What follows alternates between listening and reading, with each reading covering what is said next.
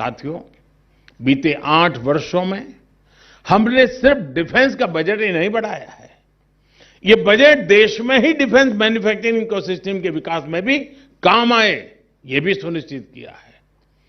रक्षा उपकरणों की खरीद के लिए तय बजट का बहुत बड़ा हिस्सा आज भारतीय कंपनियों से खरीद में ही लग रहा है।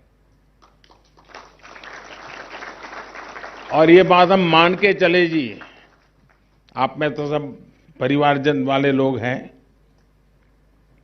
परिवार की दुनिया आप भलीभांति समझते हैं, जानते हैं। आप अपने बच्चे को घर में मान सम्मान प्यार न दो और चाहो कि मोहल्ले वाले आपके बच्चे को प्यार करें तो होने वाला है। आप उसको हर दिन निकम्मा कहते रहोगे और आप चाहोगे पड़ोसी उसको अच्छा कहे, कैसे होगा? हम हमारे हथियार जो उत्पादन होते हैं उसकी इज्जत हम नहीं करेंगे और हम चाहेंगे कि दुनिया हमारे हथियारों की इज्जत करे, तो ये संभव नहीं होने वाला है। शुरुआत हमें अपने से करनी होती है। और ब्रह्मोस इसका उदाहरण है। जब भारत ने ब्रह्मोस को गले लगाया, दुनिया ब्रह्मोस को गले लगाने के लिए आज कतार में खड़ी हो गई है। दोस्तों, हमें अपने हर निर्मित चीजों के प्रति हमें गर्व होना चाहिए।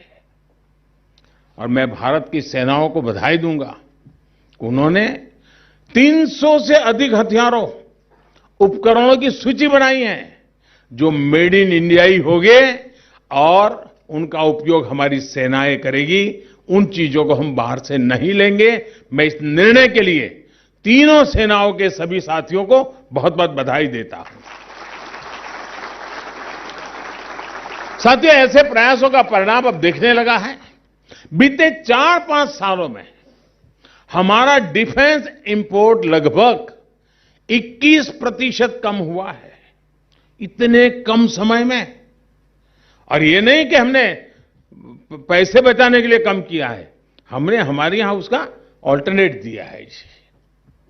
आज हम सबसे बड़े डिफेंस इंपोर्टर के बजाय एक बड़े एक्सपोर्टर की तरह तेजी से आगे बढ़ रहे हैं।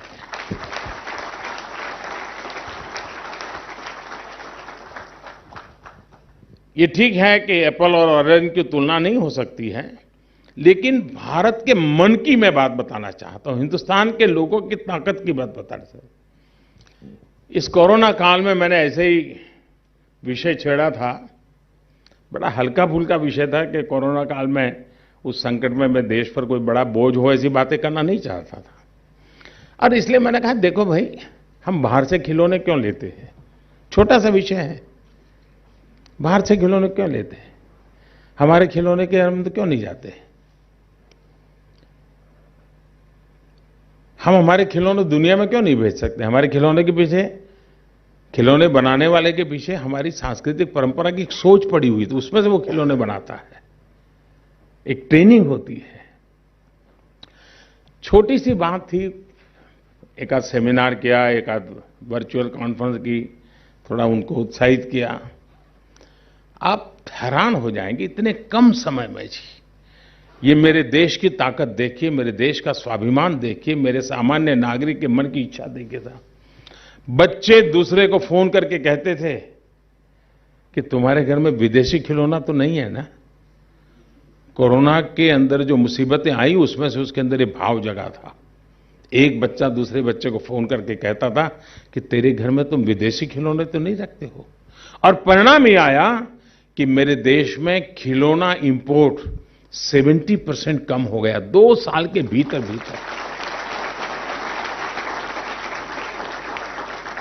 ये समाज क्या स्वभाव की ताकत देखिए, और यही देश के हमारे खिलौने बनाने वालों की ताकत देखिए कि 70% हमारा एक्सपोर्ट बढ़ गया खिलौना का, यानी 140% का फर्क आया। मेरा कहने का मतलब है, मैं कहता जानता हूं खिलौने की तुलना आपके पास जो खिलौने हैं उसके साथ ही हो सकती है।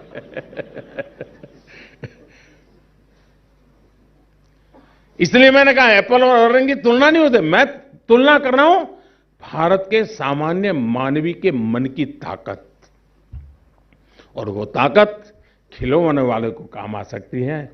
वो ताकत मेरे देश के सैन्य शक्ति को भी काम आ सकती हैं। ये भरोसा मेरे देशवासियों पर हमको होना चाहिए।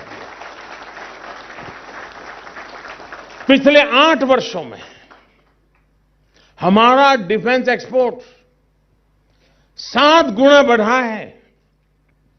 अभी कुछ समय पहले ही हर देशवासी गर्व से भर उठा जब उसे पता चला कि पिछले साल हमारे 13,000 करोड़ रुपयों का डिफेंस एक्सपोर्ट किया है।